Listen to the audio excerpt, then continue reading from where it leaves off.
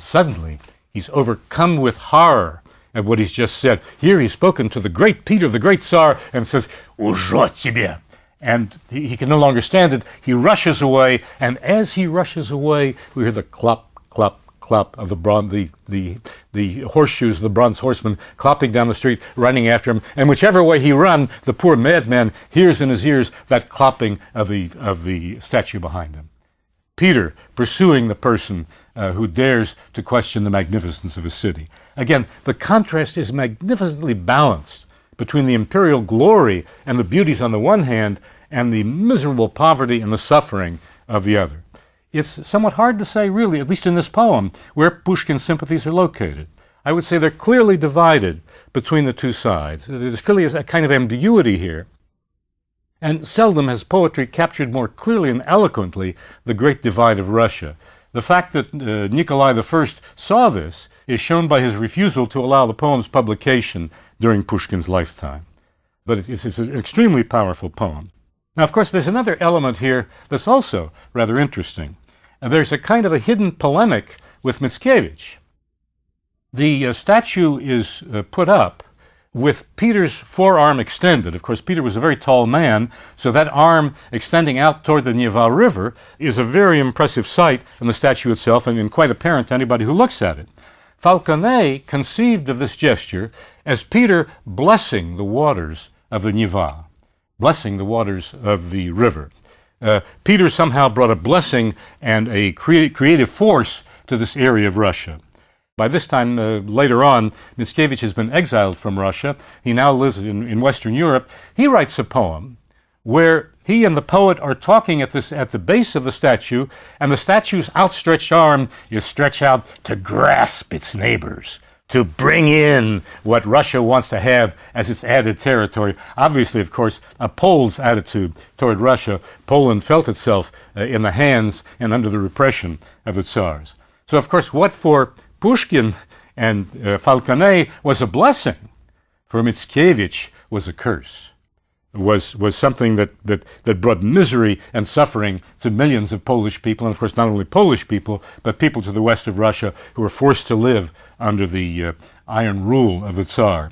People who twice tried to revolt against it, and of course those revolts were drowned in terrible blood. Later on, both Pushkin and Mickiewicz had things to say about each other. When Pushkin heard some of the bitter things that Mickiewicz was now saying about the Russians, he wrote a poem about Mickiewicz, saying, well, he lived among us, we were united in our love for poetry. What a shame it is now that he's embittered with hatred, but nevertheless, we remember the good days. Mickiewicz wrote a poem about Pushkin, where he said in something very, very similar, that he admired Pushkin's art, but of course the nationalism of the Russians and the nationalism of the Poles could never come together.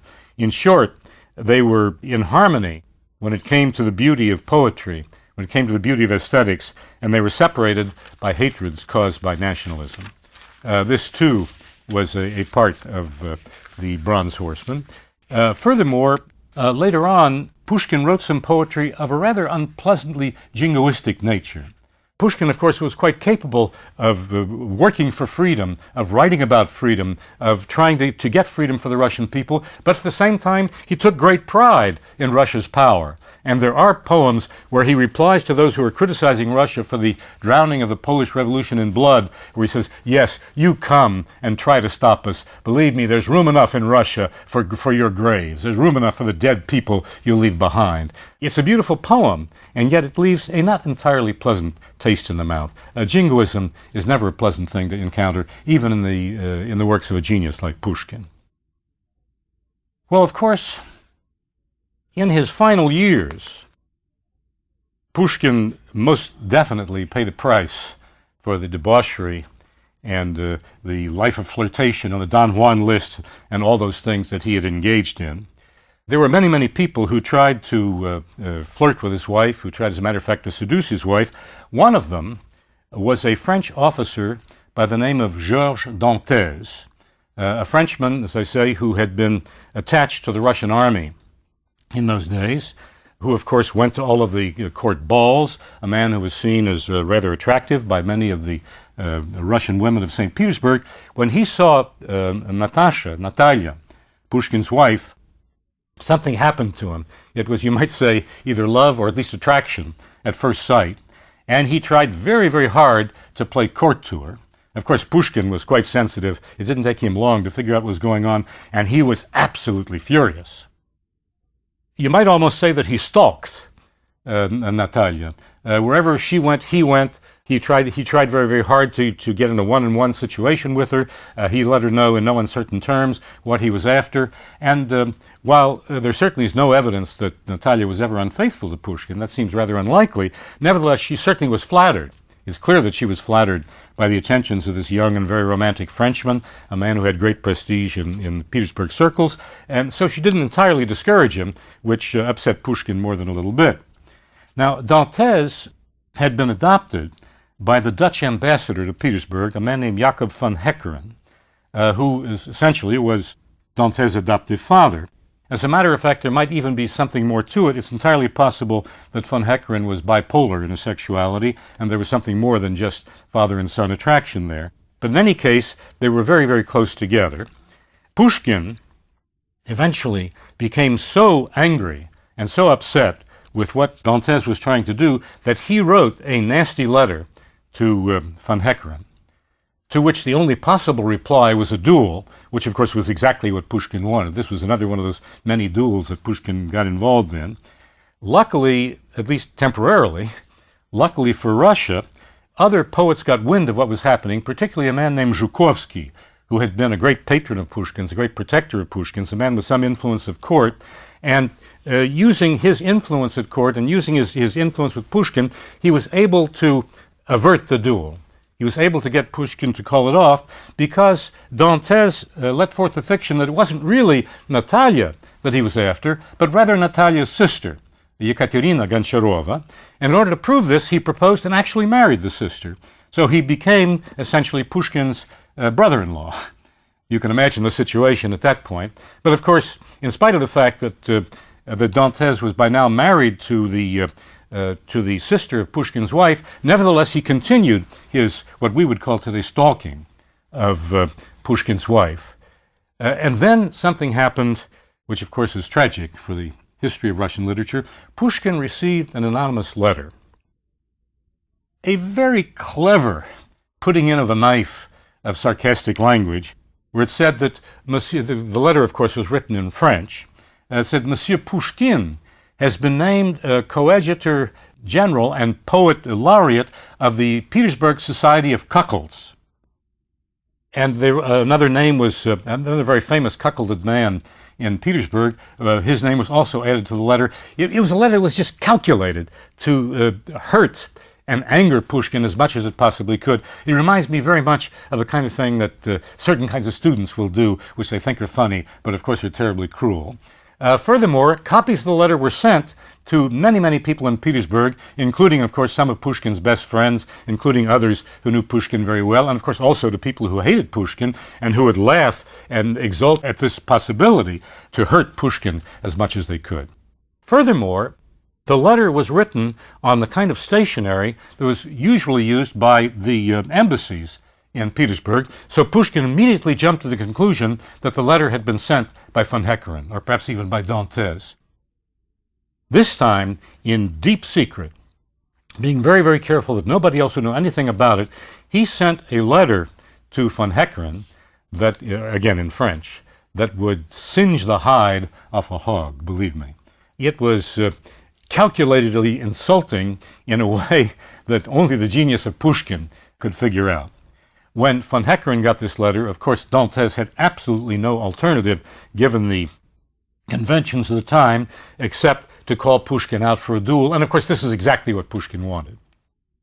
He wanted that duel, and he wanted it very badly, and he set conditions so that the two men armed with pistols were aiming at each other from point-blank range.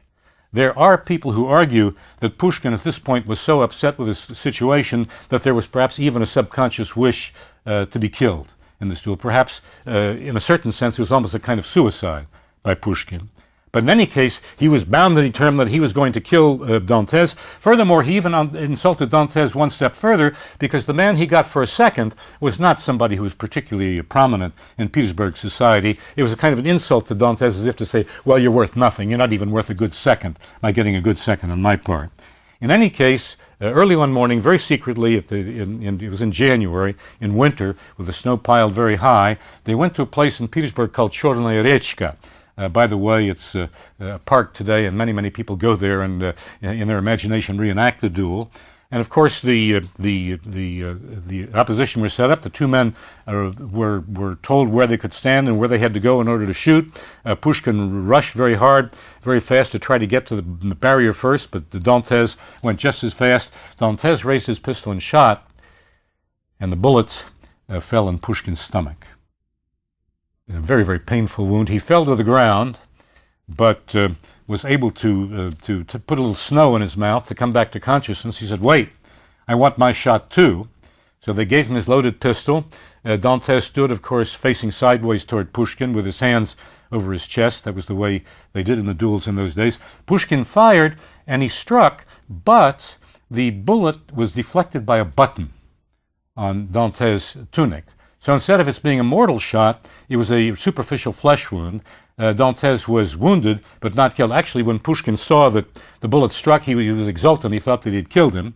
But of course, Pushkin was brought home, and then there was a week of suffering, a hideous week of suffering. The agony, of course, is that had there been antibiotics available at the time, he could have been saved. But of course, this was long before the time of antibiotics. And so bulletins were put out daily by Zhukovsky, standing outside Pushkin's apartment, an apartment, by the way, which you can visit when you go to see Petersburg, a very interesting apartment, which still has his books, or at least books that are the same as the books were in his library at that time.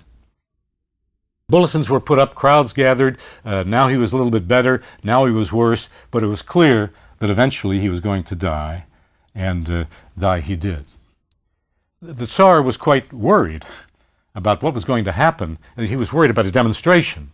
There were so many people who admired Pushkin, so many people who had gathered there, that there might be a demonstration which would be very dangerous for him. So the body was quickly spirited out of Petersburg on a very fast sleigh, taken to a monastery near the ancient city of Pskov, a very interesting city to the south, not too far from Mikhailovskoye, his mother's estate. And by the way, that grave, which is in the monastery, is visited by many tourists today, many people in Russia, as is the estate itself. If you ever get to Russia, it's well worth a trip to see the artifacts that are connected with the life of the great poet. The grave is there, and it's never empty of flowers. Pushkin's memory is eternal in Russia. And of course, I suppose the most powerful memorial is a poem which he wrote in 1836, not long before he died. It's called Pamyatnik. It's the epigraph is from Horace Exegi Monumentum. «Я памятник себе воздвигни рукотворный, к нему не зарастет народная тропа. Вознесся выше он главою непокорной Александрийского столпа». I've made a monument not to be touched by human hands. It stands higher than the great Alexandrian column, the memory of the victory over Napoleon. And he finishes this way. «Велению Божию, о муза, будь послушна, обиды не страшась, не требуя венца. Хвалу и клевету приемли равнодушно, и не оспоривай глупца. To the orders of God, O muse, be obedient. Don't be afraid of insult. Don't demand the laurel wreath. Slander and praise receive with equal indifference, and don't argue with a fool. И не оспоривай глупца. Not bad advice, and a remarkable memorial to a genius of a poet.